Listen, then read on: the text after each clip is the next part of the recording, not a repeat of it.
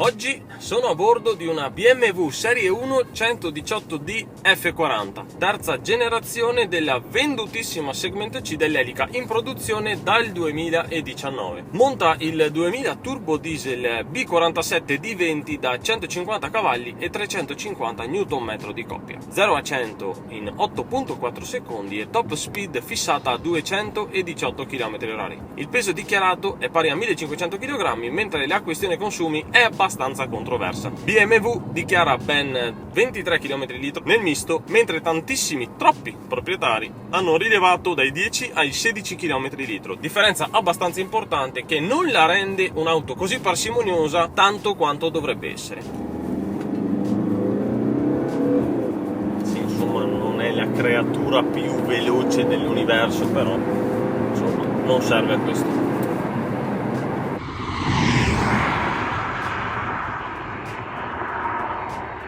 Il propulsore equipaggiato sulle 118D altro non è che il 2 litri depotenziato delle 120D, disposto in posizione trasversale. Sicuramente elastico nell'erogazione, con un buon arco di coppia e sufficienti Nm per rendere la guida fluida. Ovviamente le prestazioni vanno ricercate altrove. Qui si punta principalmente al comfort di guida e, complice una gestione elettronica chiusa, non è al momento possibile eseguire una rimappatura, cioè si potrebbe anche fare, ma il costo non vale la pena. Molto meno impegnativo l'impiego di moduli aggiuntivi per aggirare momentaneamente l'ostacolo, per avere qualche cavallo extra. Personalmente non ho una grande simpatia verso questi moduli, poi ognuno fa quello che vuole. Il cambio abbinato, opzionale sulle 118D, ma di serie sulle 120, è lo Steptronic automatico con convertitore di coppia ad 8 rapporti prodotto dalla Aisin. Onestamente molto preciso e rapido nelle cambiate. Non essendo un doppia frizione, riesce a garantire una guida bella scelta. Arriviamo al boccone amaro per il modello in questione, ovvero la trazione divenuta anteriore.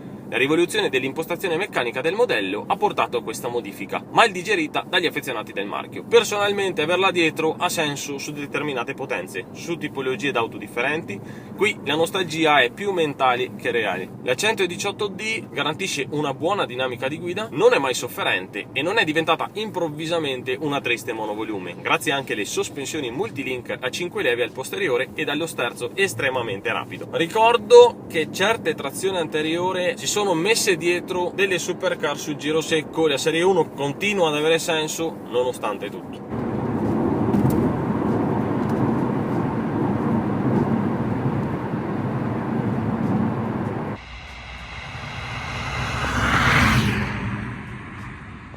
La BMW Serie 1 nasce nel 2004 con l'E87, sostituendo il progetto Serie 3 Compact, e meno male, era orribile. Dopo il notevole successo ottenuto nelle svariate versioni proposte, nel 2011 arrivò l'F20. La seconda generazione sbancò nuovamente nelle vendite del segmento C e fino al 2019 garantì a BMW una bella fetta di mercato. Ecco il turno dell'F40, basata sulla piattaforma FAR, condivisa con Mini, X1, X2, Serie 2 Active e Grand Tourer. Da qui la necessità di variare la trazione, non potendo più installare il propulsore longitudinalmente, oltre alla carrozzeria solo a 5 porte. E te pareva. Disponibile con motori sia benzina che diesel, vanta potenze dai 109 cavalli della 116i ai 306 dell'M135i. Top di gamma che perde il 6 cilindri in linea in favore del 4 cilindri B48 A20, escludendo inoltre dal listino la 140i e la possibilità di avere il cambio manuale e trazione posteriore per talune versioni, mantenendo la sola integrale.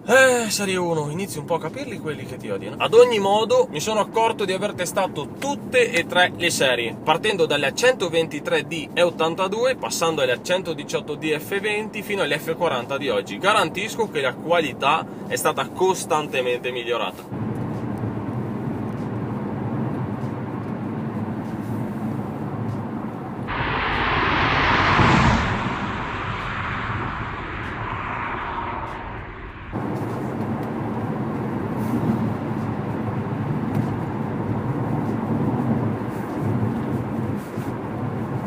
Il design della Serie 1 ha anch'esso suscitato un po' di scalpore. con il doppio rene frontale di dimensioni notevoli. Col senno di poi sono pure piccoli, vista la direzione presa da BMW. Quella in prova oggi è stata dotata del pacchetto M Sport sia interno che esterno, dunque i paraurti con prese d'aria maggiorate risultano sicuramente più aggressivi, con i fari full LED a dominare il frontale rialzato. La silhouette generale è un po' meno snella, aumentando nelle dimensioni sempre per il cambio di pianale. Si guadagna nell'abitabilità rinunciando alla sportività, un po' la moda di questi anni. Al posteriore cambia meno, con i gruppi ottici più affusolati, il diffusore con i terminali di scarico ai lati ed un leggero spoiler sul tetto, rendendola alla vista molto compatta. Bellissimi alcuni optional installati come il tetto scorrevole e i cerchi in lega da 19 pollici, che nascondono a fatica l'impianto frenante maggiorato M Sport, con dischi da 360 mm all'anteriore e 300 mm al posteriore. Davvero importante vista la motorizzazione in questione. Leggermente modificato l'assetto con molle HR-3, intervento esteticamente doveroso. Internamente è in linea con l'impostazione generale offerta da BMW. Il volante a 3 razze molto spesso, il cockpit digitale lavora in coppia con lo schermo centrale per fornire ogni informazione possibile e la plancia è più contenuta nelle dimensioni, vista l'installazione di un climatizzatore più piccolo. Il tunnel centrale ha un baricentro leggermente abbassato, la posizione di guida, come sempre, è ottima, così come i sedili sportivi avvolgenti estremamente accoglienti.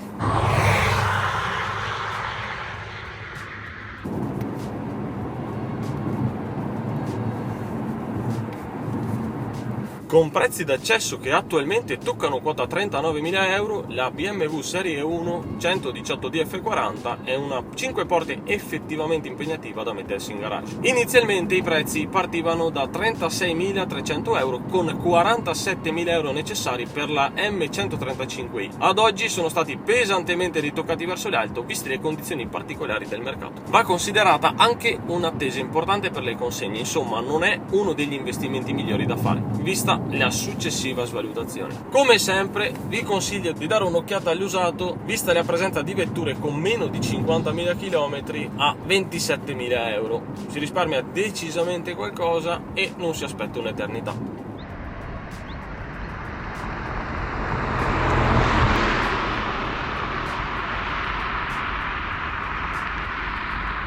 La BMW Serie 1 è un'auto che ha sempre incarnato l'idea del viaggio comodo, con ottimi consumi, spazi perfetti ed un design giovanile. Questa terza generazione, a mio modesto parere, è in linea con quello che ha sempre rappresentato. La 118D, motorizzazione più venduta nel nostro paese, può essere il giusto compromesso tra costi, comfort e prestazioni. Inoltre, dal vivo è 10 volte più bella che in foto e in video. Sono tra quelli che ha dovuto ricredersi, anche se questa effettivamente è full optional.